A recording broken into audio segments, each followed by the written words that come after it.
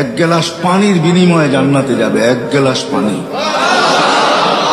যেই দোকানদাররা দোকানের সামনে ফ্রি পানি রেখা দেয়, হয় গরমের দিন রিক্সার থেকে নামছে, পিপাসা লাগছে, তো দোকানের সামনে ঝাড় রেখা দিছে পানির, ওইখান থেকে এক গ্লাস পান করে বাড়ির দিকে হাঁটা শুরু করছে।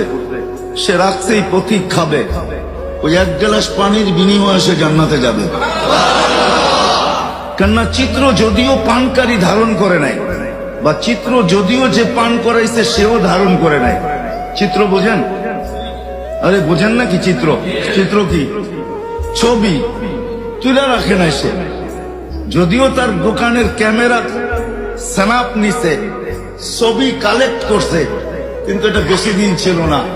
হয়তো যতদিন এটার ভিতরে সিস্টেম আছে, 15 দিন, 1 সপ্তাহ, 1 মাস, 1.5 মাস, হয়তো এতদিন পরে নিজে নিজে ডিলেট হয়ে গেছে।